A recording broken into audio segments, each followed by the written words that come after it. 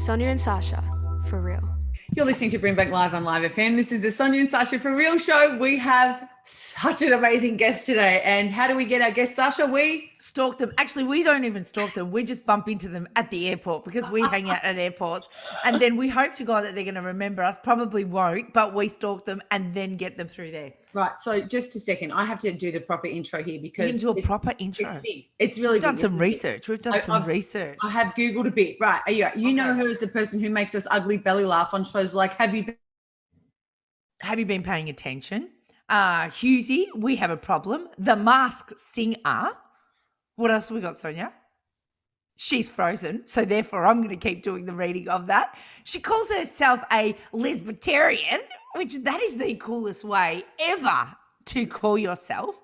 We've got to find out what that is. She's a mama. Her social media goes off. She's an author of an autobiography called Rolling with the Punchlines. She's won too many awards to mention in an intro. She has her own Netflix special called Overqualified Loser. She is anything but a loser. Let's all say hello, you fabulous and fantastic, to Urzila Carlson. Woo! Hello. Jeez, what a builder.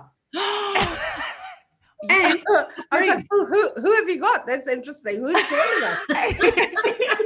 That's you, girlfriend. You did all of that stuff. Can you believe it?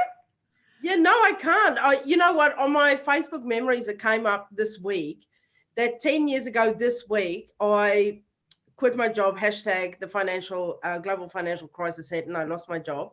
Oh. And I've been going flat out at comedy ever since. And it just doesn't feel like 10 years. It feels like a couple of weeks ago, I made the call and here we are today, that kind of thing, And so is that what happened? Is that what made you jump into comedy, or had you been thinking about it? Because you actually started like when you were in your early 30s. Yeah. No, honestly, it never even came up. Comedy never crossed my mind. I used to work for Ogilvy as a designer and a photo retoucher. And then the guy that sat across from me, Leon Fisk, who he's a pom, and he used to go, you have to go do comedy. You're so funny. And I'm like, no, thanks. I'd never even been to a stand-up comedy show in my life. I had no idea what he was talking about. God. Wow. But then I went over to a different agency and he made up this fake contract for me to go to an open mic night, but he'd already booked everything in.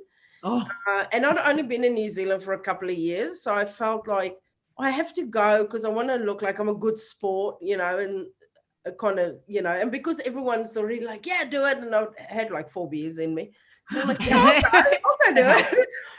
So I signed this contract, and then on the Monday night I went and 70 of my colleagues came, and I wrote this. It was on St. Patrick's Day. And I just wrote like 4 minutes because it's a 5-minute spot. So I wrote 4 minutes worth of jokes and I practiced it in my car. And then I thought, I'll only write 4 minutes. I'll give the audience a minute of laughter, how arrogant. That's awesome. But then, I just went and I did it. Scariest thing I'd ever done. And then the Monday or the next day, I got a call to say that I'm through to the quarterfinals, which is on the next Monday. No way. Because they had this competition that we had no idea about because none of us knew anything about comedy. During the comedy festival Raw Quest, where they look for new talent and they go, you're through to the next round. I'm like, no, thanks. I said, I'm already nailing life. I've got a great job and, I'm not interested in comedy. It was a work do. Yeah, wow. Because that's kind of how I saw it. It was just like, if we all go bowling together or whatever. Yeah. But you're going to get up on stage and try and make people laugh and give them. Yeah. Do you remember some of the things that you said during that 4 minutes? I remember my opening joke because I completely went blank. As soon as I walked out, I was so nervous because when I approached the microphone, I realized I've never spoken into a microphone. I don't even know how it works. Like, I just went, let's do it. But I had no clue. So when I got to, I could hear my heart beating and I was scared the audience would hear it too. I could hear the blood rushing through my brain. Like it was just insane. I've never felt like that before. Yeah. And then I just looked out at the audience and they were all dressed in green because they were there for like a St. Patrick's party. And or they were all kicking off after the show to go to St. Patrick's dues. And I couldn't remember what I wrote. So I just said, to the lady sitting right in front of it, I love green, but I can't wear it because I look like Shrek. And then they were laughing, but I was legitimately saying it. And then the audience started laughing, and I just kind of looked up, and then I went, and one woman went, "Oh," and I said, "Oh no, I'm not down on myself. I'm just, I know, you know, I'm realistic, and I know that anorexia is not going to be the disease to take me one day." But it's just always, I was still only having a conversation with them. I'd still not started with the jokes that I had written. No way. And then then they were laughing again. And then I just said, I don't want to go too much detail, but as a child, I got cut out of a hula hoop. And then they were laughing. It sort of came back to me. And then I was all like, you know, oh, this is great. And I finished, but I honestly can't remember anything after that. I couldn't remember if they were laughing or anything after that. So when I walked on stage, people were like, that was great. I go, I do not care. Just want to have a beer. Yeah. And hang out with Leon and my mates from work. And that's what I did. And then, yeah, just kind of the comedy club kept hounding me to come back, and I did. And then I won Best Newcomer. Oh, and so where did you, do you still hang out with any of those work people? Yeah. Do Yeah, they Leon always went talk back about to the that first UK, time? but the rest of them are all still here. I still catch up with them. Actually, I had a chat to two of them this morning. But yeah, no, I still hang out with them. And do they always say, do you remember that first time that we had no idea what this path was going to lead to? Yeah, and also like some of them, because a couple of years ago, I went back to Ogilvy and I temped for them for 2 weeks as a studio manager, because my friend who was studio manager, her mum passed away suddenly in Australia. And then she went back to Australia and she phoned me. She goes, look, I know you don't do this kind of thing, but can you come back and just come help out? Because, you know, we have no one to run the studio. And I went, yeah, I'll come back. And it was great. I just worked there for 2 weeks as studio manager. Awesome. That is so awesome. And so that moment when you got off stage and you had the beer and you're like chilling out, it's like, isn't it like you lining up for the scariest ride in the amusement park and you're petrified, and then you get on and it's so awesome that you go, I can't wait to get back on again? Was that how you felt, or no? Not at all. No, when I was done, I'm like, I have done it. I am finished. It's like when you talk to those first time mums, the first week, she goes, that is it. Not doing that again. Yeah. You would sign up for this crap again, yeah. Oh, you know what it did to the entertainment area. But no, I didn't want to do it again. I just thought, you know, it's like something you do, and I did it, and tick, you know, I've sort of ticked it on the bucket list. It was never on the bucket list, but if it made it on, now I can say, well, I've done it. Yeah. It was only after my second time, because when the owner of the club said to me I should come back and do it, because I honestly didn't want to. It was frightening. My leg wouldn't stop shaking. You know, like when you have a nervous, my leg kept shaking the whole time for 5 minutes. I couldn't stop it. I was aware of it, but I could, like, that part of my body was removed from my mouth. So I had no chance. But then he said to me, just come back and just give it another go. And I did. I went back, did it again. And then I didn't take anyone. I didn't even tell Leon that I was going back for the second time, because I wanted to make sure, because he said it was really funny. And I said to him, well, the audience was loaded in my favor. I knew 70 people in your audience. Yeah, right. So then, I went back. I did it again with a new 5 minutes, and they were still laughing. And then after that, when I walked off, I was like, this is amazing. Because then the thrill hit me, you know. You became addicted. Yeah. It was like, oh, I have to go back. And then for the next 10 months, I just sucked. But I loved it. And so did you think that that was going to be like that all the time, that you would always get all of these laughs and it would just be perfect? Yeah. So what was it like the first time that you did it and nothing came back? I didn't know what was wrong with the audience. I was like, guys, I'm funny. This is you. It's not me. It's you. Yeah. But then I think, because when you just start, you know, like, I didn't know what I was like on stage, or is there, you know, and then all of a sudden I'm like, okay, comedy, what do I know about comedy? And I started reading stuff and looking up, you know, other stand-up comics, and go, okay, that's how you do it. Instead of just being myself. And it's amazing. The audience has this collective bullshit-tometer Yeah. where they can pick up if you're full of shit, and they just like, nah, we're not into this one. Next, and they'll just wait you out. Especially in New Zealand, Australia, they tell you to get off, but they'll just wait you out and be very polite and quiet, very quiet, but just wait for you to finish whatever you have to do and then get off. So it took me a while. Like the first year, I was like, I don't understand. And then I just sort of recalibrated and went back and went, you know what, I'm just going to do it like that very first joke where it is just a conversation between me and them. Like I'm at a barbecue at my house, but no one gets a speaking part, which is basically a barbecue at my It's so good. And that's exactly what it feels like. Yeah. Yeah.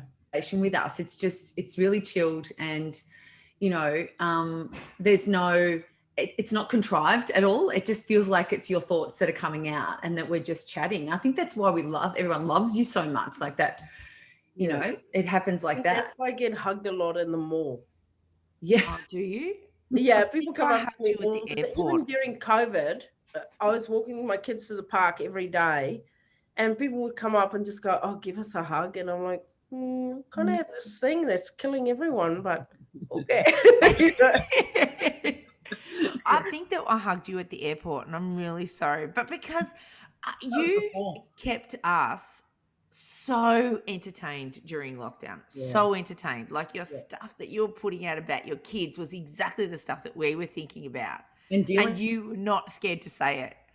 Yeah. Well, I just thought, you know, we're all collectively going through the same. And I was always surprised when people go, "I love that you didn't brush your hair in this clip," or "I love that you didn't put makeup on." I'm like, yeah, Bush, we're in lockdown. Where am I going? Like, today I've got makeup on because I've got stuff to do all around the house because I've got a head cold, so I have to isolate again. But I just do, you know, like, we're all the same. Like, we're all going through the shared experience, and that's what comedy is. We're just holding up a mirror to the rest of the world and go, we are all in the same boat, you know. And I think that's why during lockdown, when these, you know, American celebrities were putting their houses, and you can see the grass tennis court in the background, and they're in the pool, and they're talking about how tough they're doing. People are like, you need to step up, you know, like, don't show us this stuff. We know you're doing it tough too, but, you know, there's some people in an apartment who can't walk, you know, can't go around the block even. So, yeah, it was kind of tough. You know, the one, and I think I messaged you straight after this was, and I sent it straight to Sash, was you put your head into the trampoline. It's just like, this is what you do when you want to go on the trampoline. Stuck your head in the for those people who are listening to us, put your head in the trampoline, and then you take your head back out again, you zip it up, and you have a glass of wine, you tell the kids to go away. You know? That just spoke to every mum, I think, who was in that situation. I don't want to bounce with you. There's a freaking pandemic going on right now. Everything sucks. Go bounce yourself. And the thing that I kept saying to my kids, and I still do, when they go, come do this or come bounce on the tram, like, I'm outside there and I'm playing with them and I'm throwing balls at them on the tram. And then they always escalate it. They always want more, you know, it's more crack, and they can't get enough of you. And the more you play with them, the more they want it. And because I am the playful mum, I am the one that's crawling through the mud. I am the one that's, you know, trying to swing. I'm that mum. So, but they always want more. And then I have to keep saying to my kids, I go, hey, you know that little boy that lives in this house with us? You mean my brother? Yeah. I made him so he can play with you. You go bounce with him. You know, like, so I don't want to crawl under the couch and make a little fort under there, you know, because the couch is now on my back. You're just lying under the couch. I'm carrying the couch. We've been making I think everybody's been making forts out of control. And the point is they want to keep these forts overnight. Whereas I'm like, let's pack it up. Let's clean it up. Move on. I can't say. The one that I loved was when you were talking about your kids, how, you know, what you were learning about them, and you were like, I think they're dumb and they're not, you know, and that was exactly, like, I would say to Sonia, you know, Sonia and I'd go for walks, and I'd say, I think my kids have got special needs. They've got special needs. How can they not get this crap? You know, like they're not smart. And then next thing I'm looking and you're saying the exact same thing, or you're like, I'm getting to know them and I don't know if I like them very much. You know? The one keeps pissing in the lounge. I'm like, what's going on? Why have we not nailed showing him the toilet? Is it us or is it them? Like, what's going on? You know, I have to say, because I travel a lot, and during this lockdown, I spent more time with them than I realistically ever would have had it not been for a pandemic. Yeah. But then on the flip side, now that the borders are still closed, I've met a lot of the school mums and I'm not impressed. Yeah. All right. Okay. Those bitches can do a lot better. You know? Yeah, They that's an struggle example. with driving in a half moon. You know, you try to drop off, go. What are we doing? Why is everyone out of the car? Why am I seeing your spare wheel? Get in the car. You know, like there's so much going on. And I went to assembly the other morning, and they had sort of their Christmas performance. And one of the mums was trying to give me heat for not knowing the teachers. So she goes,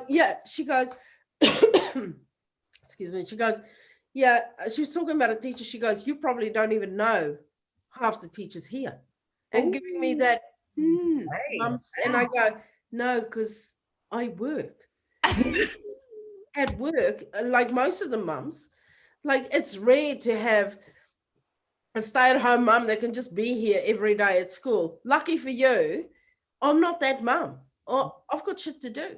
Yeah. You know, if there's an Yes. issue, I rely on the school to do their thing, and then they have to get in touch, you know? Yeah. Absolutely. Absolutely. 100%. I love the fact that you're saying this stuff about the mums, because that we're actually thinking about it all the time. We're thinking that stuff. Oh, honestly. We're so interested in this this idea of there was a moment that changed everything. There was a phone call or an email or a something that, and then everything just went bang from there. Did you have one of those moments?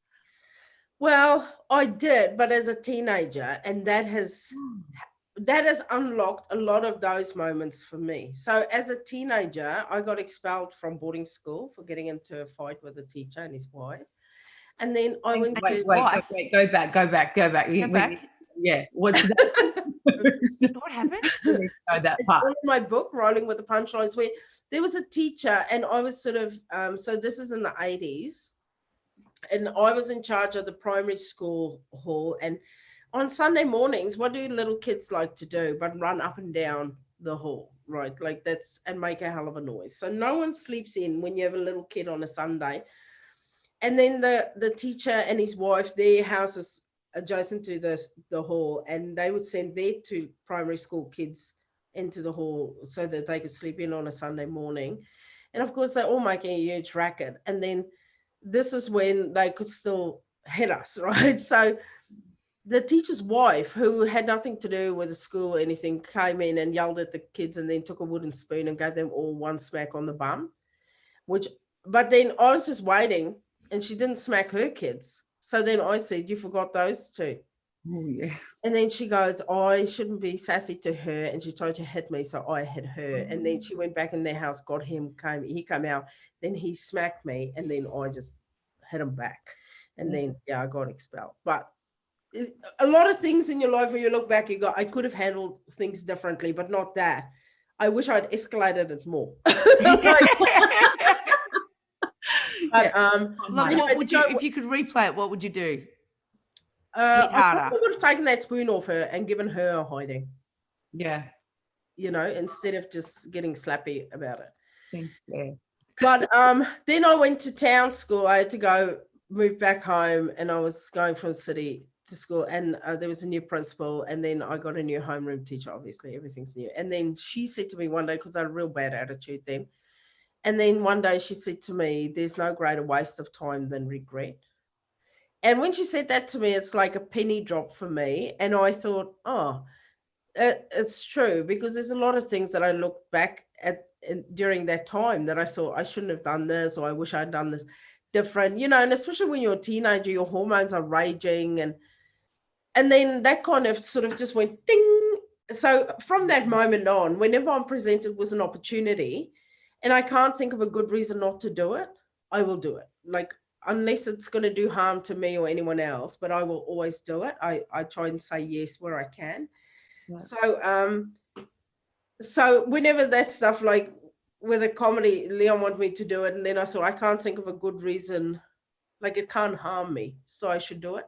And even when the comedy club owner phoned me the next day and said, you know, you should come back, do it again, it's a great opportunity. That's sort of a big trigger word for me, opportunity. Then I thought, yeah. So I always try and say yes when I can. If I can fit it in and it won't do harm and will add, then I will do it. What other things have you done along the line that you would probably think you would not normally say yes to, but then you've done it and then Right. I live in New wow. Zealand. I was born in South Africa. I'd already lived in the States. I've lived in the UK. Now I'm living in New Zealand. I'm not ruling out that I won't live in any other country again, although my mother did say she will cut my throat. So I think just that, like even that is major decisions that an opportunity came up. I saw an ad in the paper and that said, do you want to emigrate? And then I thought, I do. And the subheader was, why not New Zealand? And I couldn't think of one reason why not. So 3 months later, I arrived in New Zealand. 3 months later, you just got up. Yeah. Like I was thinking about immigrating. It wasn't just a headline really worked on me. You know, like there were a few things that had happened in South Africa that made me question if I should raise kids there. And then when I saw the headline, I thought, oh, there we go. That's the answer. And then I left. And the same with, as soon as I started doing comedy, like within 3 months, I went over to Australia and did shows there because I thought, I heard people were doing shows in Australia and I thought that's what everyone was doing. And I didn't realize that I was the only one going for, you know, or that there hadn't been anyone for a while from New Zealand. So you've almost got a limitless way of thinking.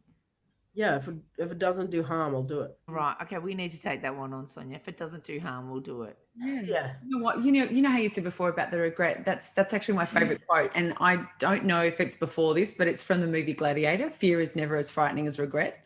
Yeah. And I've got it written everywhere, all over the place. I love that so much because I never want to. We just never want to. It seems so useless. But you also just skipped over something there that's I think is pretty important, and maybe this is where some of that.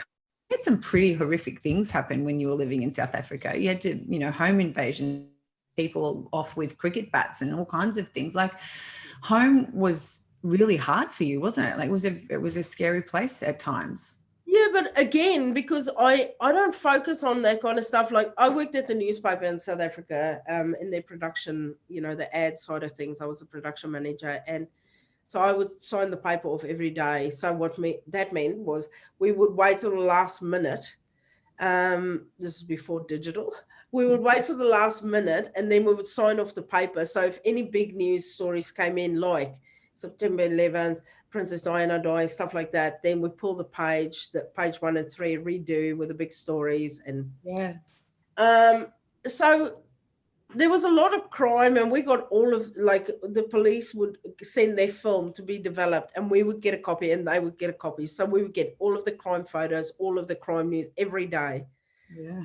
And I could see the photos getting more and more and more, because I worked there for 12 years. So it went from like 5 photos a day to like a stack, and it was so. I remember one of our front pages, we didn't post the crime, because in Africa they post the photos, like the crime photos just go out. There's no blurring, this is what happened, boom, in your face. Okay. But one of the articles that we did was so horrific that we didn't post the photo. We just put a white box with a frame around it and just went, we're not posting the photos here. This is horrific. And then it just got to a point where I said to my mum, I want to have kids, and my partner at the time had a son who was 6, and I said, like, I just see all the stuff that happens, and I don't know if I necessarily want them to be exposed to it. Kids should be kids. They shouldn't worry about armed robberies and, sexual assault and stuff like that. And then I said, I'm thinking I might immigrate. I just don't know where yet. I don't know, because I had residency in the States at this point. I said, I don't know if I want to go back there though, because culturally they're quite different, And then, then the ad for the Want to Immigrate came up for New Zealand, and I just hopped on that. So what are some of the things that you've probably learnt from the newspaper that's helped your career now? Well, I mean, it's sort of a limitless question. It's like, because I started working there when I was 18 as a apprentice. And so everything from, I think, the human condition, like you literally meet every type of person I think there is out there, or you realize how many different types, you read the paper and you think it's only what you can see in the stars, but there are so many different types of people. And, the people that sort of not only write to the editor, but come and see the editor every day, and, just the crime and it's insane. It's great too. Like it's not all bad, but it's kind of, but still, I still have contact with all of those people too that I worked with when I worked at the newspaper, because it's so, it's a very bonding experience, because you see the absolute worst, but also the best. So tell us, like, how has, tell us about comedy. What's this whole world been like? Like, has it been a whirlwind? Has it been lots of fun? The highs and lows. What's the world of comedy been like? It's been because I came in like literally not knowing anything. It's like if you start working at a place tomorrow that makes the little plastic endings for shoelaces, and you go, I didn't realize it was such a big industry, like it's everywhere. And it's, and when I just started, I thought, oh, this is great. And as soon as I won Best Newcomer, I thought that was it. I was done now. I'd done comedy and I had won. So, I'm done now. But then I just kept getting bookings for stuff. Like I've helped work on movie scripts and stuff where they'll send me a character and go, can you make sure this one is funny? Or, that's an awesome job. That's right. It's amazing. Where they go, you don't need to write, this is the actual script. It needs to stay with the storyline. Just make sure all the comebacks are funny, or at least 1 in 3 is funny. I'm like, yes, I can do that. Wow. Or doing ads, sort of the funny side, because I'm used to doing the design thing for it. But I don't go in ads. Like I haven't done a TV ad. Well, I've done one for the Heart Foundation, but that was almost like a charity thing and for motor neuron disease. But I don't do, I don't partner with anyone. Yeah. That's on my buzz. Good on anyone doing it, but it's not for me. Yeah. But just working on that side of things where they go, we want to do this. We want to make sure the ad is funny, or, what can you suggest? Working on the project, doing news stuff, like actual hard, and you go, oh, I didn't realize this is all part of it. This is great. Yeah. And the community seems to be so welcoming and tight, like the community of comedy. Like I saw you on Instagram last night taking a piss out of Tommy Little for wearing a hat that looked like a toilet seat. And I just thought that's just that's just us watching friends play out and have a go at each other. Oh, yeah. And it seems, you have to think, like I would say a festival comic, right? And a circuit comic. So I work all the circuits. I do my warm-up gigs in these little pubs, or, and so does everyone else. And then, like, say Nazim Hussain, who's a very good friend of mine, but him and I have been to Montreal, we've been to Edinburgh, we've been to London, we've been, you name it, we've traveled the world together. Yeah. Doing comedy. And everyone else who does comedy, like Tommy and I have been to Montreal together. You can't be on the road basically with these people for 9 months out of the year and not be tight-knit. Like if you don't get on with the people that you work with, I think you're in for a really tough time. Yeah. Because it's sort of the weirdest industry that I can picture. There's possibly others out there that's similar.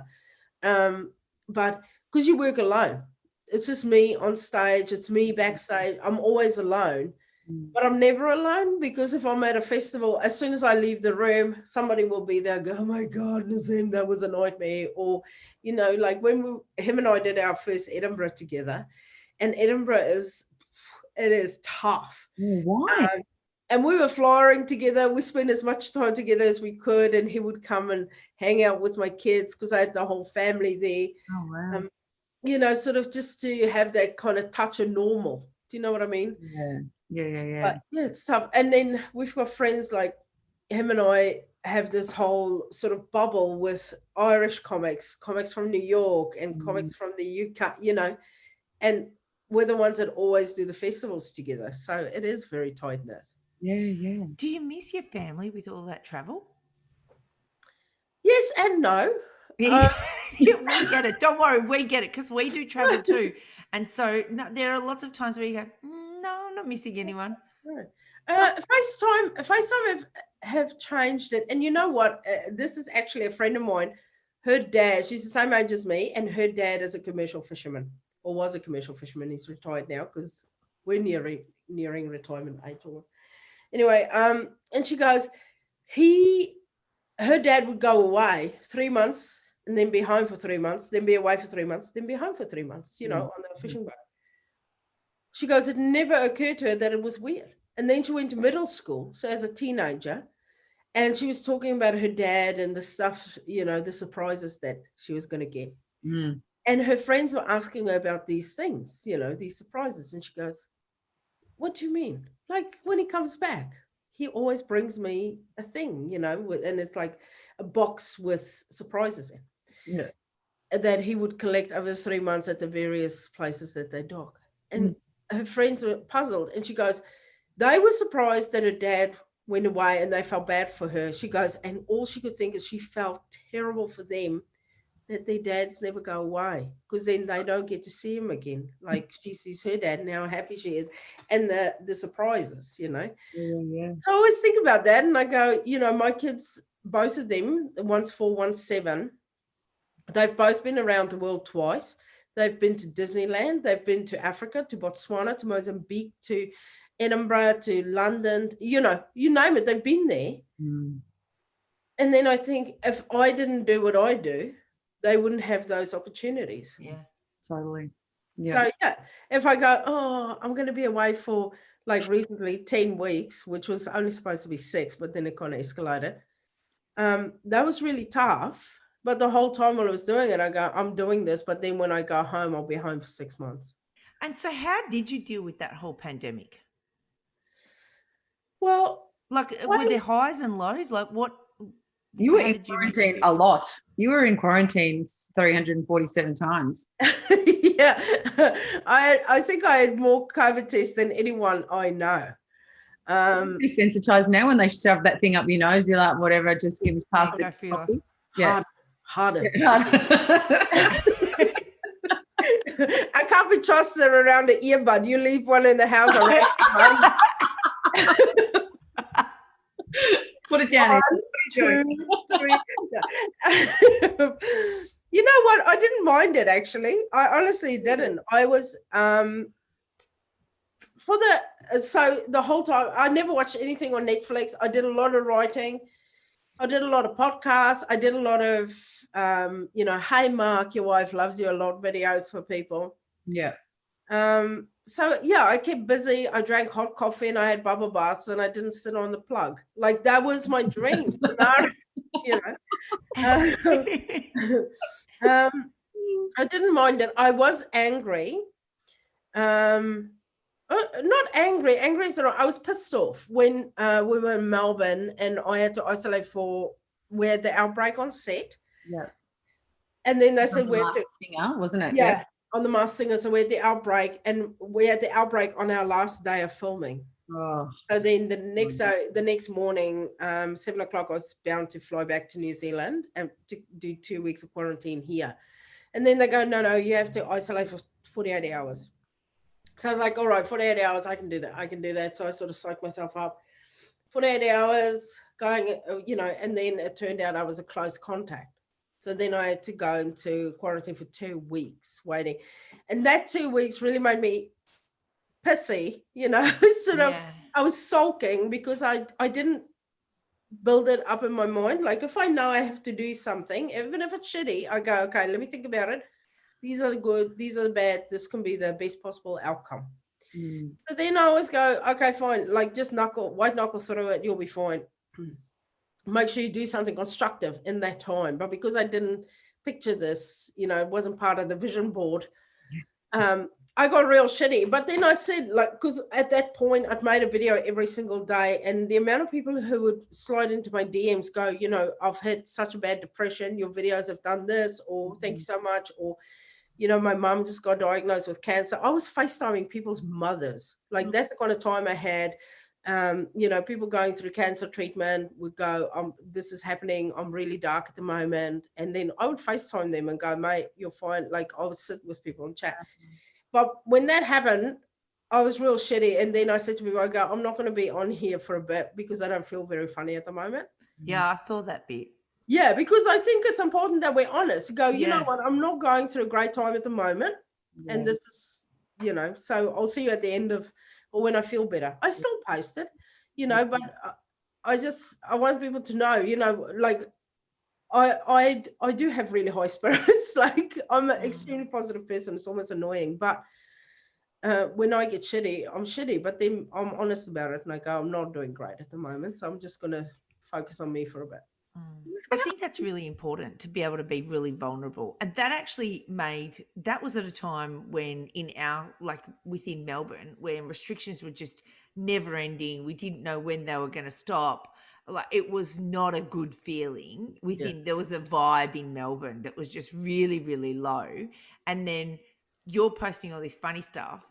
And then you kind of go, oh, she's doing okay. She's doing okay. And in some sense, we're posting things like, this is not the best day for us. And then when you posted that, I really liked that and remembered that because it stuck in my mind to go, oh, she's feeling just like I'm feeling. Yeah. And that's okay. And it was kind of like collectively, anyone that was in Melbourne, we were all just, this was really going downhill. And I think that as time has gone on, we've been able to talk about it and say, oh, that was a really tough time. And I think that it's really important for us all to be able to share that because we're not always on a high. No, we're not. And that's why I say honesty is the best thing you can do. I mean, I was staying in a shitty apartment because I have I'm like, I don't even care if my management sends through photos of Airbnbs where I'm staying. I go, I don't care. I'm just going to sleep there as long as it's clean, even if it's not clean, because I love cleaning. So they know, they book me in and they bring some cleaning stuff and I clean the apartment anyway. So it doesn't matter. As long as I'm close to the golf course. So I was staying in Albert Park. So I was going through the Melbourne lockdown. So even while I was working before the breakout, I had 1 hour a day for walk around, and then I couldn't play golf, which is sort of my saving grace, you know, because it just keeps me, I walk around, it's great exercise and it's silence because there's so much noise. There's always people around me. So I find golf really calming. And then I said, I'll stay at Albert Park because then I can just walk across and go play golf. But of course, while I was in quarantine in Sydney, Melbourne went into level 4 lockdown. And so I just took my golf clubs for a trip for 10 weeks, never left the bag. So I was like, and I walked for an hour a day and I stayed within a 5K radius of Julia Morris and Nazim Hussain so that they could, we could walk, but then we couldn't because it sort of busted our 1 hour. I've got one video of Naz running back to his house where he was so scared. I go, dude, just no one's going to stop you. No one's going to go, what time did you leave? But he's such a John A. citizen. He's like, no, I have to run back because he doesn't want to get in trouble. Oh, I love it. I love it. Do you love hanging out with Julia Morris? She's just a bloody funny, isn't she? She's so good. Is the best. And her husband is the best cook. So whenever I'm in Melbourne, I always try and go to their house for food. I used to run nightclubs and Julia would come in to do some comedy and stuff at one of my clubs. And I remember the very first meeting with her, I'd got some drinks for some of the other, comedians, and she came up and they said, oh, this is Sonya. She said, I had a Crown Lager that I was about to give to somebody else. And she said, oh, hi, Sonya, can I have a suck of your Crownie? And that was the first time that she said. Yeah. And I've known her ever since. I think she's divine. Yeah, she's amazing. I love her. I met her my first year, because the first time I ever did Melbourne, I did a double bill with a friend of mine, Ruben, And we just did half a run, a 2-week run called His and Hers, just to suss it out to see if we want to do Melbourne the next year, which I then went back the next year and I did this little 60-seater room at Town Hall. And Julia came and she saw my show, and then she was tweeting about it and telling everyone to come to the show. I had no idea who she was because, of course, comedy is so far, like, it's a whole other world to me that I don't know any of the players in. And then after my show, she came up to me and she goes, so I recognized her name from social media because she's been the one pushing my show. And she goes, are you here with anyone? I'm like, no, because I was couch surfing at the time. She goes, oh, you should come to my house. We do a Easter lunch for all the comics who's flying solo. I'm like, oh, nice. So gave me the address. I took a taxi to her house. I got out. I was like, Jesus, she's doing all right. And then only afterwards did I look her up. I'm like, oh, okay. But she's just super supportive from day one. Always checking. She literally sent me a message as I was logging on to you guys because they're busy doing I'm a Celebrity. Yeah. And yeah, she's just super supportive. Nothing has ever changed, you know. I know if anything, she's one of those people that you can phone 4 o'clock in the morning and go, I'm stuck and, you know, I don't have a phone. Can you come and get me or whatever? And she'll come and get you. Oh, I love that. That's really good. A bit like that. Yeah. And it's good to have really good friends within this industry as well, because this industry can be, it's a lonely industry. So when you've got someone that you feel that connection with, it just makes it so much easier and not so alone. Yeah. Well, there's a few people, like I have to say, the Australian comics, like, you know, Sam, all of them. Yeah. I don't know if I've just been really lucky, but I've made some really good connections and friends within the industry. And it just makes it so much easier. I think it's the vibe that you put out, Urzila, as well. You know, you're collecting the good ones. Hey, I wanted to ask you that, you know, we hear a lot of the comedians, particularly like overseas, you know, that they talk quite openly about their, you know, mental health struggles and that they're sort of a bit tortured and that they find there's lots of hard times, and then they come up with this amazing comedy and we go, that doesn't compute to us. How can you feel like that in real life and then just be so incredibly, you know, light and funny and stuff? You just seem to be all the time just this really light, you know, person who's just enjoying themselves. Has there been tough times apart from like a little global pandemic? Has there been tough stuff? I try to focus on the positive. Yeah. You know, the other, and also I work through my shit. I've got a therapist. Right.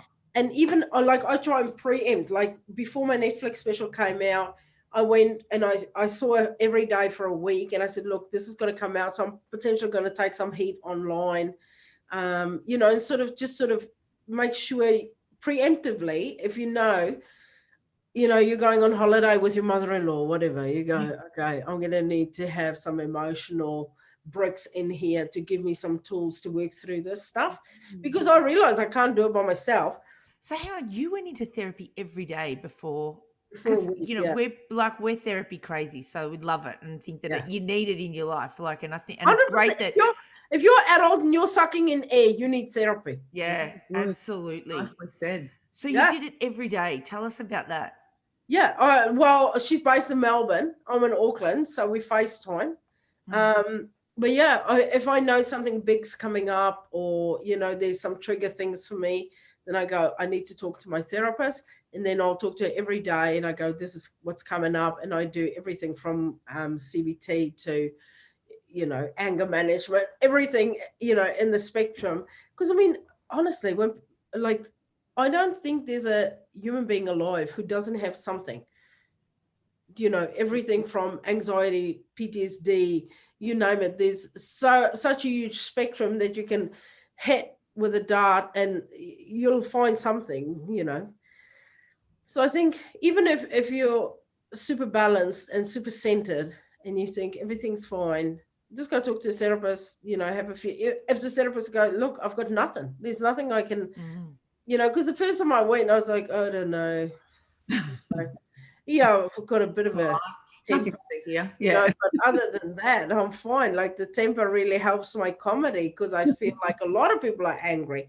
Yeah. And then they go, okay, yeah, you probably don't need to be here. But then 20 minutes later, you're bawling your eyes out talking about your teacher when you were 7. You're like, what is happening? You know, so yeah, I think it's super important. I think you should, you know, so yeah, I do have dark times and I have days where I go, today is not a good day. But then I acknowledge and I lean into my, like when I say, I know to recognize if it's anger, if I'm sulking, if I'm just being a bit shitty, because there's a big difference between those, you know, like the level where they sit and the root system is, you know, the deepness really depends on your day. So you have to acknowledge it. And also if I go, today is one of those days where I just want to cry in the bath. You know what I mean? You just want have that day, take it, but then go, okay, but tonight I need to pull my shit together and get on with my day. Yeah, that's our whole theme, isn't it, Sasha? It's our whole theme. You don't 100%. We say we pick up a bit of depression and then we put it back down again when we're finished. Yeah. Yeah. We're constantly doing that. This, I don't know if it's a poem or that is written by Orion Mountain Dream, and it's called The Invitation.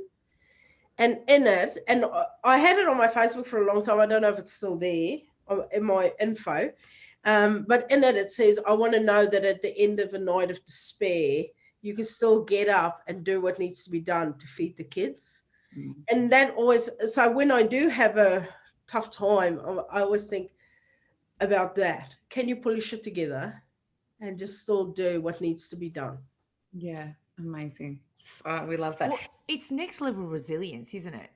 It's I call that space being like, I can curl up on the couch in the fetal position and cry for a little bit, but I'm not going to live there. So I can visit that space, but I'm not going to live there. Because if I live there, it's not healthy. But visit it to release it and then move on. And everybody does that. Yeah. But then some people live there. Yeah. But you know why it becomes your home is when you don't give it enough air. If you don't acknowledge it, then all of a sudden it takes over. It takes you. Instead of you controlling it, it controls you. So you have to go. Today is that day. I need a moment. And then you say to people around you, go, today, like we used to call it, even when I was growing up, my mum used to call it, because I grew up without a dad, and she goes, I'm having a man day, which means she's going to do nothing today. She's just going to sit on her ass on the couch and chill out. So even today, still, if you talk to her, she goes, I'm just having a man day today. And you know, oh, she's in that spot. You know, I call it crying in the bath days and she calls it man days. But whatever you call it, you need to give it some, go, you know what, let's lean into it. It's like when something's sore and you push it and the pain goes away and then you sort of leave it and it rushes back. Well, you need to address that, you know, so yeah. Because a lot of it's funny, right? Because a lot of comedians, in the flip side of being really funny, actually have quite a really dark side. Yeah, I don't think I have that. I think I'm the same all the time. Even my wife goes, I'm always the same. I'm just louder when I'm on stage. I'm sort of me, but magnified. Yeah. So when you brought out that Netflix special, what are some of the things that you were afraid of, or what are some of that stuff? Well, because you always get a social media backlash on anything, you know. So in there, I talk about anti-vaxxers and how stupid they are. So of course, anti-vaxxers had a go. I talk about cyclists. So of course, cyclists had a go. You know, how do you come back with the anti-vaxxers, and how are they going to go when we all have to have a jab before we can bloody walk out to the supermarket? I know, but you know what? Like, I don't like the anti-vaxxers. Don't really bother me. I don't engage too much with them because you're never going to change anyone's mind on Facebook. You're just not. No. Yeah. I just block the minute they go. And even now, like, I posted something about Donald Trump the other day, and I literally just said I think he's sexier in the feet. Because he's got a neck vagina. Oh, yeah. I saw that one. Yeah, neck vagina. Some people got really upset because I would just block and delete their comments because it's stupid. Like they talking about how he might still win. It's like, no, don't be ridiculous. I'm just going to block this because you're a fucking idiot. Yeah. But then people go, I can't believe. So this one person made a whole new account came back and said, this is what this person that you lot revere just deleted my comment. Yeah, because you were talking about how great Trump is. So I just looked at that and I blocked that one too. I go, how many email addresses do you want to make today? Because I will block them all. Let's get going. We've got. Yeah, I mean, I always say, if you get, like, I've got friends who keep going about the same stuff and have had years and years and years of fighting with anti-vaxxers online. I go, why do you do that? It's literally like trying to tell dog shit not to stink. You can't. You're not going to make a breakthrough here. There's not one anti-vaxxer who's going to go, hang on. So you're saying the signs support you and the blogs support me? Let's think about this. Oh. All right. It's never going to happen. But don't you think, like, I don't understand how people get so angry. Like, firstly, why, if you don't like me, don't watch me. Yeah. Right? And Scroll on. It's not that hard. scroll on. Do a bit Yeah, of thumb and work don't follow me. scroll on. Nobody's asking you to do Yeah. that. And then secondly, it's comedy. Yeah. Some of the stuff that you're actually talking about might not actually be the exact way that you feel, because comedy is just everything blown up much bigger. Yeah. So you might not have an absolute deep inside hatred for anti-vaxxers, but you think that the whole thing is quite funny, so you're going to make a story out of it. Yeah. Whereas Well- if you don't want a vaccine, don't vaccine. I couldn't give a crap, really. Yeah, I always say you have to look at some situations and go, oh, this looks a lot like none of my business, and then move on. But also, for every comic who doesn't support anti-vaxxers, you'll find one who's into your brand of weird. Go support that person.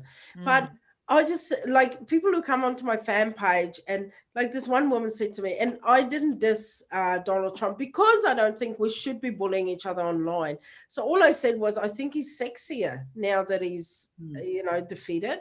But it might just be the neck vagina. And that's it. It was a joke because I could see the neck vagina. And I mean, once you see it, you can't. Oh, you can't stop. You can't not say it. I saw it. So then I said that, and then a woman had a real go at me for bullying. She goes, bullying, and I went, no, I don't think so. And that's all I said. And then she just kept hammering.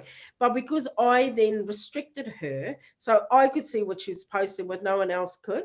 Yeah. So, but she went hard out. Like, she was then she had just knuckled down on the bullying herself, whereas I just said, I don't think so. And then a couple of times I went back at her. Before I restricted her. So we had like 4 or 5 interactions, and then I went, oh, this one ain't very bright. This is one of those smooth brains that they talk about. So I'm going to go ahead and restrict this one. But then I took my kids to the movies and the arcade and the park, and I came back and she was still going hard out. And I go, I just spent a lovely day with my kids. And she was talking about how she's standing up for Donald Trump and for this bullying because she's trying to teach her kids not to bully. And I'm like, okay. And I said to her, I go, you know what? I just spent a lovely day with my kids while you were on here defending Donald Trump, not being bullied. How was your day? How's your day? We call them long-time listeners first. Those ones that just got too much, Yeah. too much time on their hands. Have you ever had anything like with the haters that has like affected you, where you read that and you're like, oh, for one moment you've just gone too far? Yeah, no, there has been, and not so much lately because it's their shit, not mine. And therapy has helped with that, but some of it still does. But I've had some, sort of a massive onslaught once because I said something about cocaine on Have Been Paying Attention, and I got the entire country of Colombia gunning. Oh my It God. was so bad. Facebook and Instagram shut down my accounts for 2 weeks because they said they couldn't guarantee my safety. What? I had like 8,000 death threats within an hour. It was insane. Are you serious? This is something that my actually God. Colombians got involved in and got pissed off with you about. What? Yeah, because it was during the Soccer World Cup too. So it just, and I just went, this is them. It's not me. And they were like, oh, we want an apology. And I'm like, no, don't think so. No. And Channel 10 did the same, and we got the lawyers involved, and I just went, no. If the person who initially took umbrage to it had come to me and gone, hey, not happy about this, we want an apology, and instead of going, we're going to murder you and your entire family. But then I went, no, that doesn't say give us a polite apology. Urzila, that is crazy. Did you get scared? Yeah. Yeah. I had people pushing stuff through my actual letterbox at home. No way. And then there's a comedian What- here what who's they're from putting in- Chile. And they were asking him, people were getting in touch with him, asking him for my phone number and where I live. Yeah, it was, Over one joke on Yeah. a television show. yeah, it wasn't even a, you know, like it wasn't racist. It wasn't, you know. Does that make you then go, you have to run that through your sieve before you put anything out? No, oh, good. No, I just, and this is what I said to someone too, because you get a lot of, especially guys, go, well, you can't say anything anymore. And go, yeah, you can. Yeah. But then go, everyone takes offense. Go, the people who take offense probably should take offense, you know, to what you're saying. Because they go, because I have heaps of people asking me about the LGBTQI plus community. And I'm like, yeah, just don't say anything offensive. And they go, yeah, well, I don't even know. Sometimes you look at someone and you don't know. I go, yeah, but then that's one of those scenarios where you go, this is none of my business. Yeah. I go, if you just remember not to be an asshole, you're 100% okay. Yeah. Like, don't be offensive towards anyone's sexuality, religion. Like, you know all that stuff your mum taught you when you were little. Don't talk about religion. Don't talk about money. Don't talk about politics. Then you're fine. Yeah.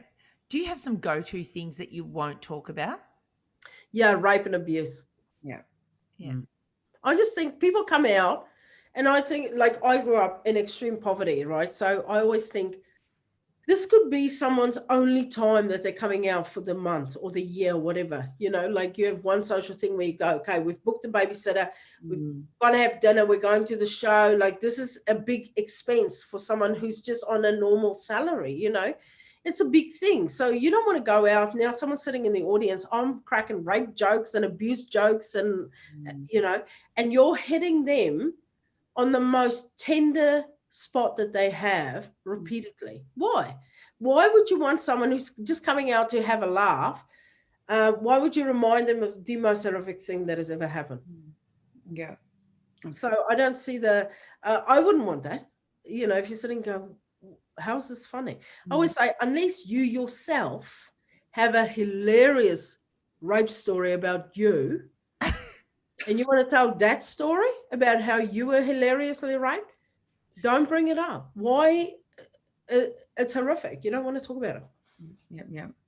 When you're doing your comedy overseas, is there anything that hasn't translated? Like, have you done, so for instance, when we were in New Zealand, we did a couple of speaking gigs in New Zealand last year, and I'd make a joke about an esky. Like, we're speakers in universities and schools, so not comedians, but I make a joke about an esky, and they just blank look, and the teacher said, that's a chili bin. And I was like, oh, I didn't know what the hell's a chili bin. I've never heard of that before in my life. And then we interviewed the Sushi Mango guys the other night, who do, you know, a lot of that sort of, you know, ethnic comedy, they say, and they went in Canada and they was talking about peeing on the lemon tree, and they're like, we don't have lemon trees in Canada because it's too cold. So it all just, you know, just dropped. Yeah. Is there stuff like that you can think of that's been funny? Oh yeah, there's heaps of stuff like that. Yeah, that I would say. And then, or even like when you go, you know, like I never know which country has a sidewalk and which one has a pavement. A path or a pavement, right? Yeah. So then I remember once in Melbourne during our opening, I always tried to do like the first 10 minutes of my shows is just riffing with the audience and talking about what's been going on. Yeah. And I was saying about on the pavement, and everyone was like this. And then but instead of like, I won't change it to your way. I'd rather just work it into, I go, why do you look at me like that? What is that frown on your face right now? And the guy goes, are you talking about a footpath? I go, yeah. I go, why do you do that? No. I go, why do you as a collective when pavement? Well, I don't know what that is. I go, you clearly know what it is. It's the thing outside that you walk on, the pavement. You know what's a pavement. I go, like, you watch American movies all the time. When they talk about the pavement, you know, I just don't know. Switch this crap off. Let's no pavement. We can't even suss it out for ourselves. And the same with the esky. Of course, they know what's an esky. That's why the teacher went, it's a chili bin. So we call it a cooler box. So I say cooler box, and then everyone's like, what's that? I go, listen to yourself. I see what you're doing. You're doing that footpath thing again. I go, it's a box that keeps stuff cool. It's a cooler box. Yeah. Not hard to work out. Yeah, I go, if you just think for yourself, but then, sometimes people, and you can see they just, and I'm like, if you're finding the stuff that's going to self-explanatory hard, Yeah. there's a lot of stuff you're missing in this show. Hard to work with. Who's your favorite comedian? Who makes you laugh? I really love Wanda Sykes. I think Oh, she is the funniest person on the planet. Yeah, she's brilliant. Have you got the chance to meet her or work with her or anything? I've met her a couple of times, yeah. Oh no. I actually sat next to her. So when we were in Montreal, Naz and I met Wanda by myself. It wasn't a great meeting. It was in Melbourne. She had a few drinks in. I'm not a big drinker, and especially when I work, I don't drink. Yeah. I was at the bar, at the Performers Bar in Melbourne, and during the festival, and she was there, and I was thinking, I really want to meet her. I love her work so much. And then I was ordering something, and when I turned to the side, there's only me, her, and the bar staff. And I turned to her, I said, you're Wanda Sykes. I just want to say I'm a huge fan of your work. I think you're an amazing comic. And she looked at me and she said, why don't you fuck off? And I did. And then, but then I saw, she probably just thought it's some rando coming up to her, and she's had a few drinks. And, you must get sick of people coming up to you all the time. Yeah. So I just went, ugh. But then about 4 years later, I still loved her, and I just thought, she's having a rough day, because people are allowed to have a rough day. Yeah. Oh, that is so generous of you, though. That's really good, because a lot of the first-time callers would be going, right, that's it, done. No, I didn't. I mean, it didn't change her jokes. She was still hilarious. So then we were in Montreal filming Comedians of the World and doing the Just for Laughs festival. And I love Dave Chappelle, and so does Nazim. And Nazim had actually opened for Dave. And we're all promoted by Live Nation. So we got invited to, after our record, we were exhausted, we're having a drink. We were having a juice in a bar. And then I got a text, because we did a warm-up gig in this little bar that only has 100, capacity, and got a text from someone there, go, come back to the bar. I went, okay. I said to Naz, let's go. So we went with our manager and went back to that bar, and then people queuing up around the block, and we're like, what the hell is going on here? So we went inside, and it was Dave Chappelle doing a warm-up with what's that Maya guy that sings? They were doing a show together at the Montreal Stadium. So we went in, and they were just John Mayer. There you go. Gotcha. Yeah. So they were doing a warm-up in this little, and Kevin Hart was in there. No way. Oh my God. And all these massive, I was like, oh my God, what did we just walk into? And Wanda Sykes was in there. I was like, oh my God. And just trying to play it cool, That's a parallel universe, right? That all of those people are in. That's everyone. Yeah, and they go, Jimmy Carr was there. I was sitting next to Jimmy Carr. I was like, what does this guy look like? Oh my God, it's Jimmy Carr. But we were just hanging out, and then afterwards I go, okay, we're going to let the audience go in the green room. So then we go in this green room. It was a green room. They just had a curtain out the back of the bar. Oh my God. We're sort of just waiting, and I'm sitting next to Jimmy Carr, and then Dave Chappelle comes in, and he's got this big, big speaker, and he's playing music, and we just hung out there for a couple of hours after the audience, and he goes, you guys should come to the show tomorrow night. It's at the stadium. He goes, I'll hook you up, because the tickets had sold out immediately. He goes, I'll hook you up with tickets. So we go to the ticket box the next day, and they go, there's no tickets for you. Oh, no. We phone Live Nation, and we go, there's no tickets for us. They go, oh, no, it's not at the box office. You have to go backstage to the stage door. So we go to the stage door, security lets us in, they give us these stickers, we're there, and the backstage passes. They take us to the green room, and here's John Mayer and Dave Chappelle and Wanda Sykes and all these people just in the green room, they chill. So we go out to the VIP area, we sit there, and then the guy from Live Nation, Jeff, who started Live Nation, he's sitting on stage. So they've got in the stadium in Montreal, this big walkout, and then there's like a pub on the stage where they've got about 6 or 7 tables, little round tables with chairs, and you've got all these people sitting on the stage while they're performing. And Jeff sort of shows us we should come. So Nazim and I just walk down. We walk on stage. I sit next to Wanda Sykes.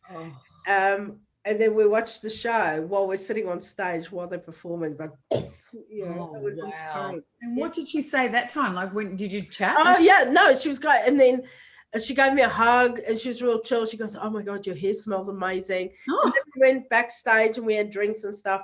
And no one could open the beers because there was no bottle opener. And, of course, you know, I was like, just give me a lighter. I'm just popping beers for all these people, and they thought we were from the moon. It was so you know, then everything was great, and I'm like, oh, I love you again. Did you actually say that you had met her earlier? You've never said that to Hell no. Hell no. Yeah. No. You're right, because people don't understand that there's lots of moments in your life and you never know when you're going to meet me. I'm a really friendly person, but if I have to call the bank and they've pissed me off, I'm the least most friendliest person ever, like in the bank. It's like the worst possible side of me you can get. So if a bank person said, oh, I've met SACHA, they'd go, she's awful. She is so not nice at all. Yeah, you always have to wonder, because you don't know. And this is what I say, when you're driving on the motorway and someone shoots past you at speed and you go, look at that dickhead. You always have to go, what's going on in that car? You don't know. I think the same thing. Yeah. Exactly the same thing. Yeah, I'm not in that car.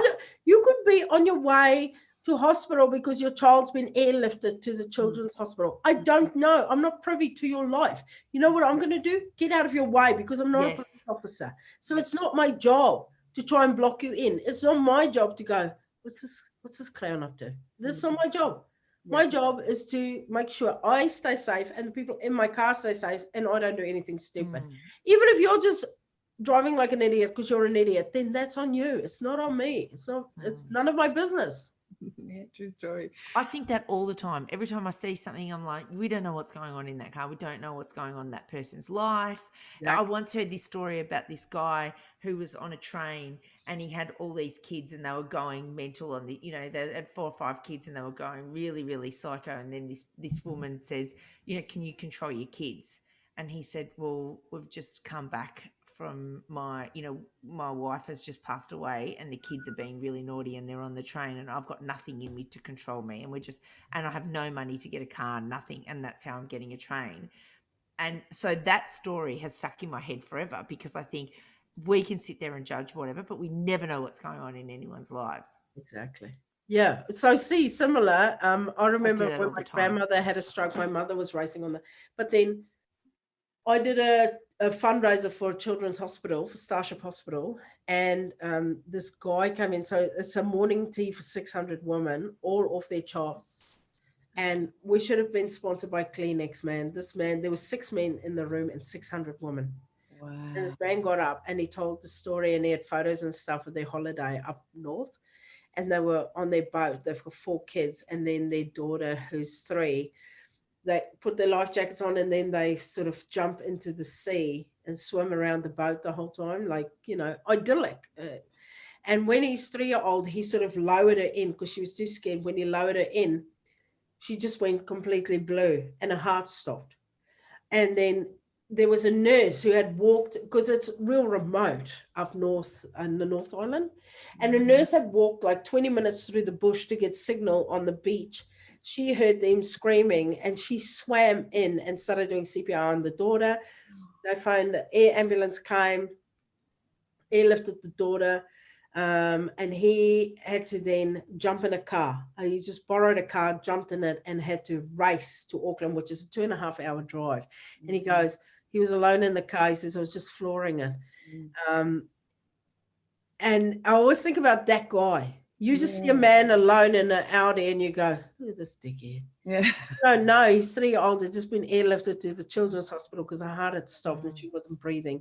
And as far as he knows, she's dead, Oh. It was just insane. I mean, she made it. She had a very rare condition where the adrenaline, when she gets a burst of adrenaline, her heart stops. And weirdly, they they had a conference for heart surgeons in Auckland, and one of the visiting surgeons from Australia was in the Starship Hospital doing rounds with one of the, and as he was leaving, they had brought her in, and he specializes in that. And the first thing they do is they're giving her an adrenaline shot. And he said, no, don't give her adrenaline. That'll literally kill her. Because they had just talked about that at the conference. And if that guy wasn't there, that wouldn't have saved, like all of these. Oh, things. wow. Yeah. So, That's, yeah. that's the universe on that little girl's side. Wow. Yeah. Oh, look, there wasn't a dry eye in the house that day. And that. We've got our signature question, Urzila, which is, because you're on the Sonya and Sasha for Real show, what do you know for real? Okay. This is what I always share with the kids' friends too when they come. For real, strawberries are the only fruit with the seeds on the outside. Oh! I think that's the best answer we've had so far, Sasha. So far. Well, we were expecting some spiritual, awakening kind of thing. I think we've had enough of that. Oh, no. Do you actually feel like pressure to be funny sometimes? Never? No, I'm just myself. And if it, like I say, some days I'm funny. Most days I am. And I think I'm from a long line. Like my brother is the funniest person I know. When him and I are together, my sister laughs till she actually blacks out. Like she gets blue lips the whole thing. That's She's gold. got a weird heart defect, so that's why she blacks out. But it's a lot of fun for us to make her black out. I'm going to shorten her life by 5 years, but... Get ready with the defib. We're going in, sis. Oh, Urzila, thank you for being so generous with us today. And we've laughed and we've found out so much about you. And you're exactly like we hoped you would be. You're brilliant. So thank you so much for being with us today. And next time we bump into you in the airport, try and remember us a little bit, just to boost our self-esteem. A bit. But you see, it obviously was a positive experience because I remember the bad ones really well. Oh, that was good. No, it was really, really good. We'll send you a photo. We're annoying. We'll send you a photo of us. Yeah. Don't worry. Okay, good. So you've got a new show coming up. You're going to be in Melbourne in April and May. So, tell us about where does everyone get their tickets for that? Yeah, was it April or May? Is it? So I'm starting my tour in February, and I think I'm just going to be in Australia for a few months. Try and see how you guys deal with the aftermath of this vaccine that we're getting. It's on livenation.com.au or my website, urzilacalson.com. 100% we will be there because we will absolutely love it because we just want, and thank you so much for all your entertainment that you've put online over this whole pandemic. You've really, really been, Sonya and I constantly going, have you seen it? Did you see what she posted? She said, I haven't seen it yet. I need to see it. So it was like a big conversation between us because you were actually in the absolute space of where we were, being that whole mum and in quarantine and everything. So thank you so much for making us laugh for that. Oh, no worries. Let's hope it doesn't get to a point where I ever have to do that on the daily again. Yeah. No. You know what was my favorite one out of all of those? The one that got me the most feedback and the most kind of friendly hate mail in my DMs. I was talking about the kids and I was defrosting meat but just talking straight to camera, and then my microwave went off and I went, let me just get the meat. And then everyone's like, I thought it was my microwave. That's great. And we've all been there. That's the thing. That's we see ourselves in. You're right with the mirror. You're holding up the mirror. It's what we do. Brilliant. Urzila Carlson, thank you so much for being with us today. You're amazing. You've been listening to BRIMBANK Live and Live FM. This is the Sonya and Sasha for Real show.